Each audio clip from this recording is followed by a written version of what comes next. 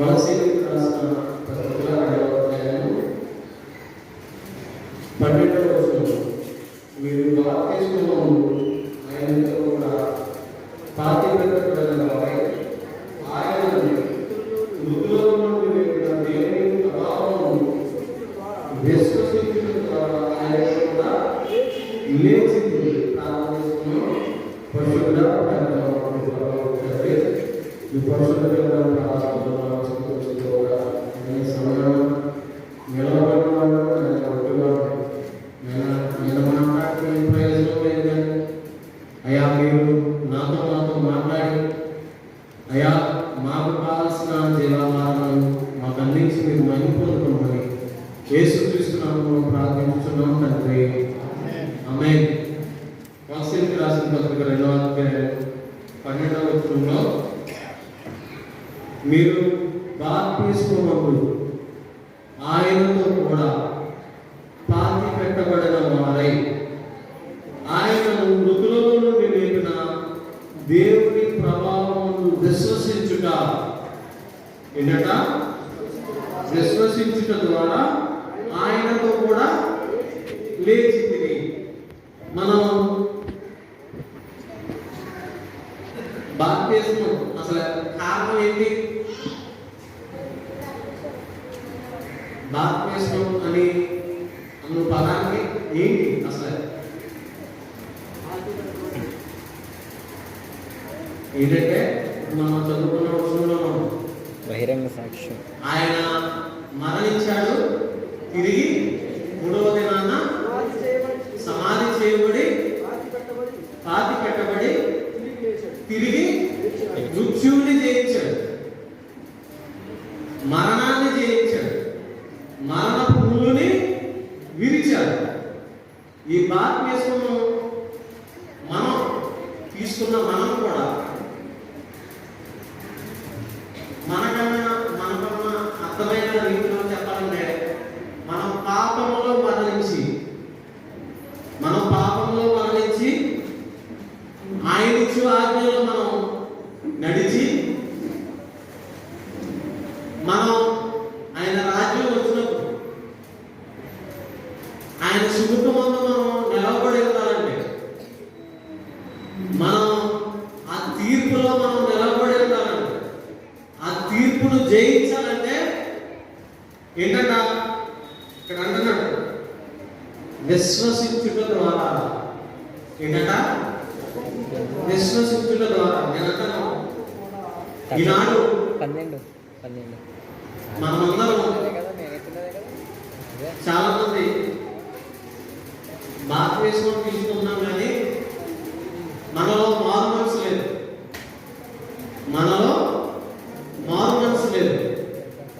మారు మనసు లేనప్పటికీ మనం ఆయన రక్తంలో మనం కడగబడ్డాం, ఆయన శరీరాన్ని ముట్టుకుంటున్నాం, ఆయన రక్తంలో పాల్గొనుకుంటున్నాం. నిజానికి విశ్వసించిన నీవు నేను కూడా తిరిగి వెనక్కి చూస్తామా? ఇక్కడ ఏమంటున్నాడు? దేవుని ప్రభావం ముందు విశ్వసించుట. దేవుని ప్రభావం నీవు నేను విశ్వసించినట్లయితే దేవుడు అంటున్నాడు, ఈ లోకానికి మీకు వేరుగా ఉండాలి. ఈ లోకం మీలో కలవకూడదు. ఈ లోకంలో మీరు జీవిస్తున్నారు కానీ మీరు వేరుగా ఉండాలి. ఎందుకు వేరుగా ఉండాలి? మీరు ప్రత్యేకించబడిన వారు. ఏంటట? మీరు ప్రత్యేకించబడిన వారు. మీరు ప్రత్యేకంగా వేరు. ఈ లోకంలో ఉన్న మనుషులు వేరు, ఆయన రక్తంలో కడగబడిన నీవు నేను కూడా వేరు. నీ పాత రోత జీవితాన్ని విడిచిపెట్టాలి. నీ పాత రోత జీవితాన్ని ఆయన సిలువలో మేకులతో కొట్టాడట.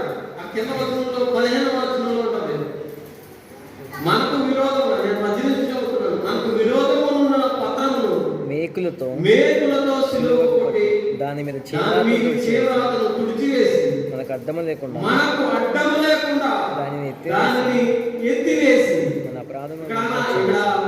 అపరాధములన్నిటిని క్షమించి, మన అపరాధములన్నిటిని క్షమించి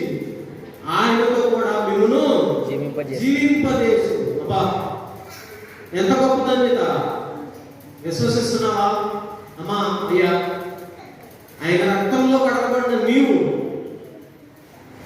ఆయన పొందిన శ్రమలలో పాలు పొందుతున్న నీవు, ఆయన అంటున్నాడు విశ్వసిస్తున్నావా? విశ్వసించడం అంటే ఏంటి? నీ అపరాధములన్నిటినీ ఆయన క్షమించాడు అన్నాడు. తదుపరి అంటాడు, ఆయనతో కూడా మిమ్మును జీవింపజేస్తాడు. ఏంటంట? ఆయనతో కూడా మేము జీవింపజేసను. క్షమించాలి, నేను చెప్పలేదు. జీవింపజేసను అంటే ఆయన రక్తంలో కడగబడి పరిశుద్ధపరచబడిన నీవు నేను కూడా,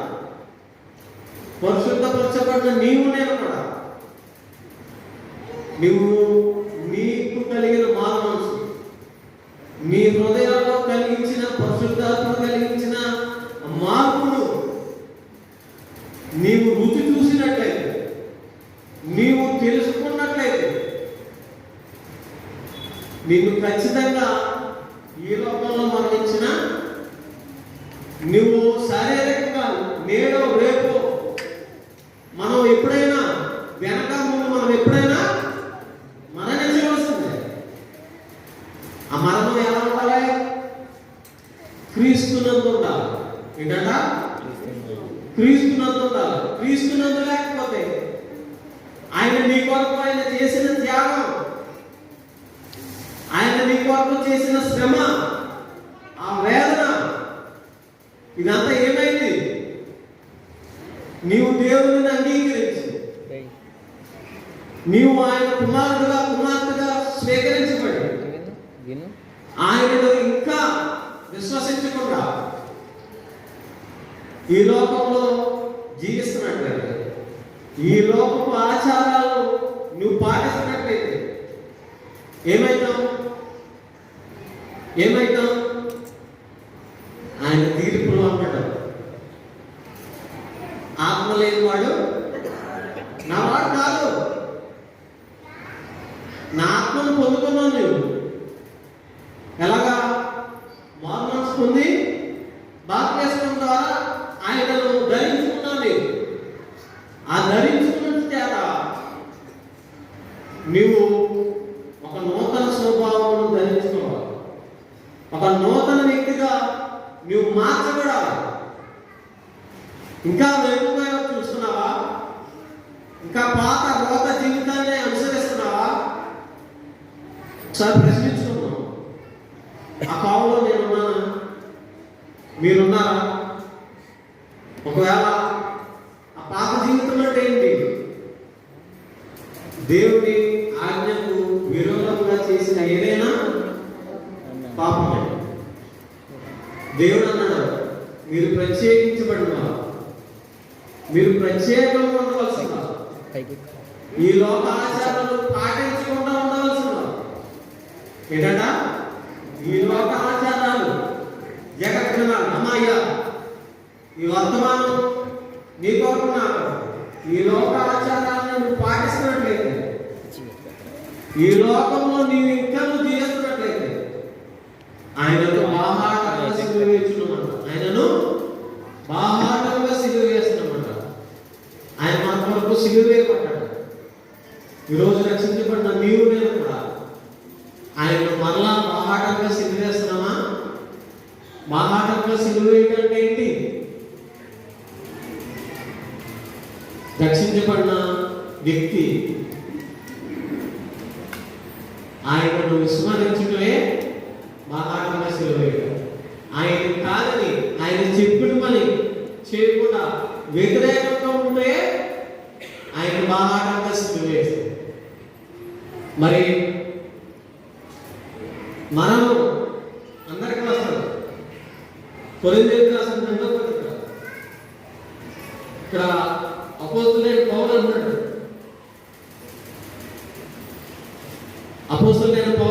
విశ్వసించుదంటే చెప్తున్నాను, ఆయన విశ్వసించిన విధానం ఇలా ఉంది. 9వ వచనం,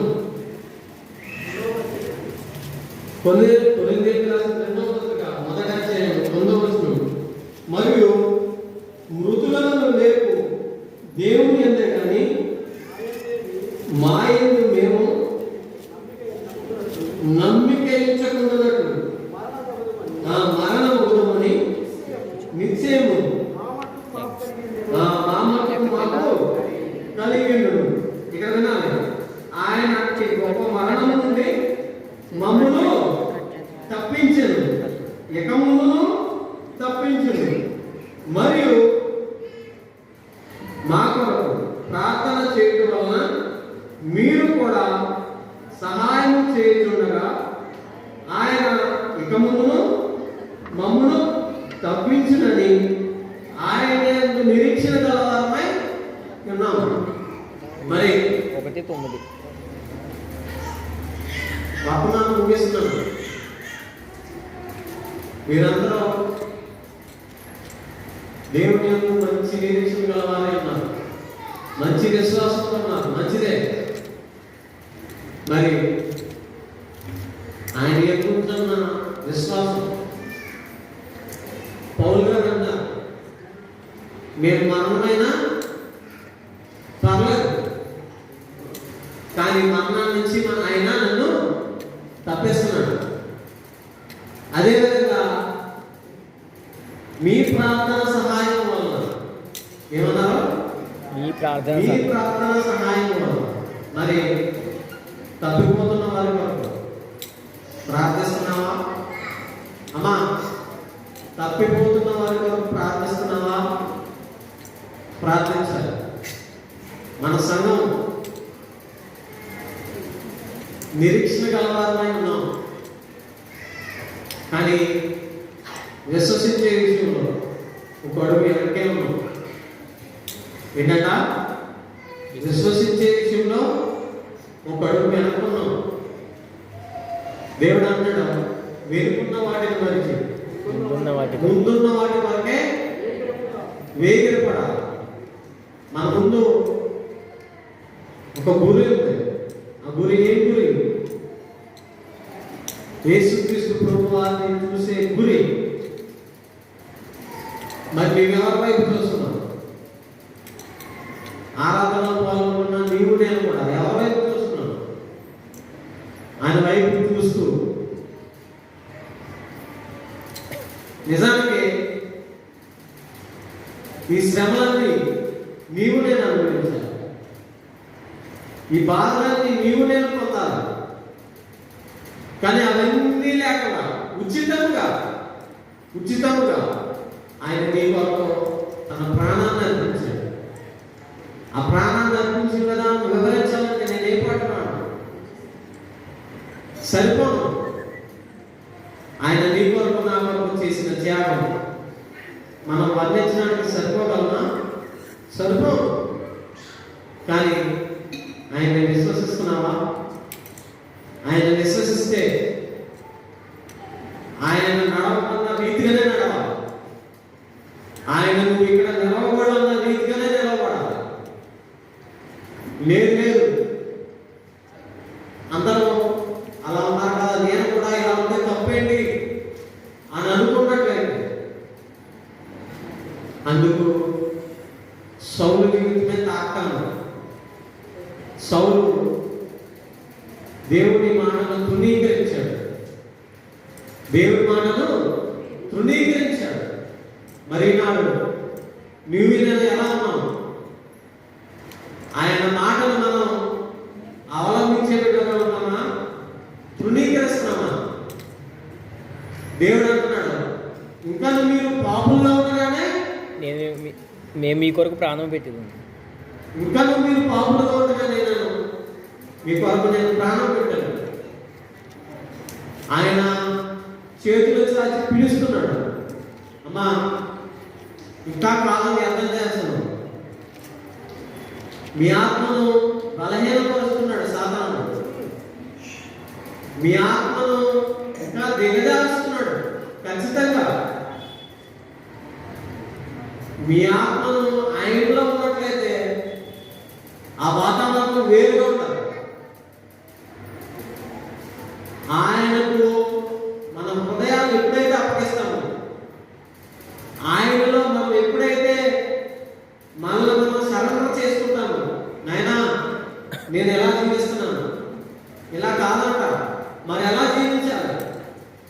నేను ఎలా జీవించాలి, పరిశుద్ధంగా ఉండాలంటే నేను ఎలా జీవించాలన్న ఆలోచన,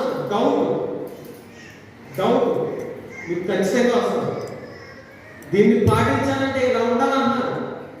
నేను ఎలా ఉండట్లేదు, నాలో నా స్థితిగతులు ఏం మార్చుకోవాలని మీకు ఖచ్చితంగా వస్తుంది డౌట్. మీకు ఇప్పుడు వరకు ఒక డౌట్ కూడా అడగలేదు కాబట్టి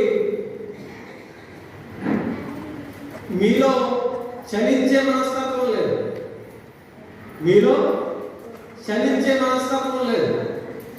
జీవించుతున్నామన్న మాత్రమే కానీ నీవు మృతుడవే. ఇక్కడ అన్నాడు జీవింపజేస్తున్నా అన్నాడు. ఏమన్నాడు? ఆయనతో మీరు కూడా జీవింపజేస్తున్నారు. మరి మనం విశ్వసిస్తున్నామా? నేను మరణించిన బ్రతికే ఉంటాను, ఆయన దగ్గర ఉంటాను అని నీవు విశ్వసిస్తున్నావా? లేదు. విశ్వసిస్తే ఆయన రక్తాన్ని ఆయన కాచిన రక్తాన్ని నీవు ముట్టుకోవడానికి గజగజ వణుకుతావు. మరి ఇక ముందైనా దేవుడు అంటున్నాడు ఆయన ప్రభావమును విశ్వసించుట. ఆయన ప్రభావాన్ని నువ్వు విశ్వసిస్తున్నావా? లేదు నా అంతకంగా అలా వెళ్ళిపోతున్నావా? ఆయన ప్రభావం అంటే ఈ బాప్తిస్మం తీసుకున్న మనమందరం, ఆయన శరీరంలో ఆయన రక్తంలో మనమందరం పాల్గొంటున్న మనమందరం కూడా ఆయన ప్రభావం మనం విశ్వసించి అంగీకరించి ఆయన రక్తంలో కడగబడిన నీవు నేను కూడా ఒక రోజున ఇక్కడ కన్ను మూసినా అక్కడ కన్ను తెరుస్తామనే విశ్వాసం. సో దీన్ని ముట్టుకోవాలి. మీకు అర్థమైందా?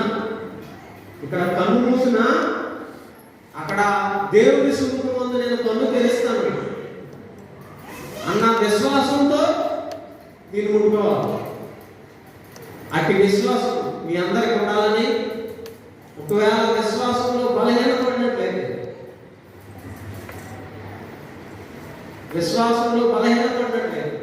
మీ తోటి స్నేహితురాలు మంచివారు ఉంటే నాకున్న అలవాటు నేను టీవీని మర్చిపోలేకపోతున్నాను అని నిన్ను నువ్వు మార్చుకోవడానికి అవకాశం ఉంది. ప్రార్థన సహాయం చేయమని అడిగే అవకాశం ఉంది. మరి కాలయాపన చేస్తున్నామా? అమ్మా ఒకసారి గమనించి, మా దేవుడు అన్నాడు ఆయన ప్రభావాన్ని విశ్వసించడం ద్వారా ఏంటంటే ఆయన ప్రభావాన్ని విశ్వసించాలి. విశ్వసించే కావాలో నేనున్నానా? నన్ను నేను ప్రశ్నించుకోవాలి. నీవున్నావా? ప్రశ్నించుకో, తప్పులేదు. ఒకవేళ నీ ఆత్మ బలహీనపడినట్లయితే, నీ ఆత్మ ఆయనలో లేనట్లయితే, నన్ను ఉజ్జీవింపయ్యా, నన్ను తిరిగి మారు మనసు పొందడానికి, ఇంకా నేను పడిపోయి ఉన్నాను అయ్యా, నాకు లేవలేదు, నీ రక్తాన్ని నీ శరీరాన్ని ముట్టుకుంటున్నాను, అయినా నిష్ప్రయోజనమే, నీవు నా కొరకు చేసిన త్యాగం నిష్ప్రయోజనమే అంటా తీసుకుంటే ఏ ప్రయోజనం? విశ్వసించాలి. విశ్వసించి ఆయన మరణం మీ కొరకు నా కొరకు ఆయన మరణించిన విధానాన్ని జ్ఞాపకం చేసుకుని ఆయన విశ్వసించడం ద్వారా దీన్ని అవలంబించి ఆయన ఆజ్ఞలో నిలబడాలని ఈ వర్తమానంలో ముగిస్తున్నాం. ప్రార్థన చేస్తున్నాం. పరిశుద్ధుడా ప్రాంతంలో మీ పరలోకపు తండ్రి, నేనా మీ ప్రభావం అంటే దేవుడి ప్రభావం నేను విశ్వసిస్తున్నానా, అంగీకరిస్తున్నానా? అయ్యా నా హృదయాన్ని ఎరిగిన దేవుడు, అయ్యా ఇంతవరకు నేను తిరిగి నా పాత ఒక జీవితం వైపు తిరుగుతున్నాను, దయచేసి నన్ను క్షమించయ్యా. అయ్యా నూతన పరచబడినట్లుగా, అయ్యా నూతన ఉద్యోగం పొందినట్లుగా, అయ్యా తిరిగి నైనా నన్ను ఉజ్జీవింప చేయండి. అయ్యా, నీ రక్తంలో కడగబడిన నేను, నీ రక్తం చేత కొనబడిన నేను, అయ్యా నేను ఏ విధంగా ఉన్నాను అయ్యా, దయతోనైనా నన్ను నేను మార్చుకోవడానికి అయ్యా దయతో నాకు అవకాశం కల్పించి, అయ్యా నా కొరకునైనా అవమానపరచబడి, అయ్యా నా కొరకు పిడిగుద్దులు కొట్టబడి, అయ్యా నా కొరకు ఉమ్మివేతనం పెంచి, అయ్యా నా కొరకునైనా నీ శిరస్సులో ఉండి కిరీటము పెట్టబడి, అయ్యా నా కొరకునైనా నేను కొరడాదెబ్బలను పెంచి, అయ్యా నువ్వు చేసిన త్యాగానికి వందనాలయ్యా, స్తుతులు స్తోత్రాలు. అయ్యా నీ ప్రియకుమారుడు కాల్చిన రక్తం నేను ఎంతో విలువైనది. ఆ విలువైన రక్తాన్ని నేను ఏ విధంగా విశ్వసిస్తున్నాను అయ్యా, విశ్వసించటమే ముఖ్యమన్నావు అయ్యా. విశ్వసించడం ద్వారానైనా నీవు మారు మనసు పొందుతానన్నావు. ఆ విశ్వసించే కోవలో నేను ఏ పరిమాణంలో ఉన్నాను? నేను సున్నము కొట్టిన సమాధి వల్ల నేను ఉన్నాను అయా, పైకి తెల్లడంగా ఉన్నాను, నా లోపలంతా కుళ్ళుతో నిండి ఉందా? దయతోనైనా నా కుళ్ళును అయ్యా, నా సమస్త కల్మషము అయ్యా నీ వాక్యం ద్వారా నేను కడగడానికి అయ్యా ఉన్నత స్థానం చేపట్టడానికి అవకాశం కల్పించమని నేనా మీకే వందనాలు, స్తుతులు స్తోత్రాలు చెల్లిస్తూ ఈ స్తుతి ఆరాధన క్రీస్తునామములో అంగీకరించమని నీకే సమర్పించుకుంటున్నాం తండ్రి. ఆమేన్.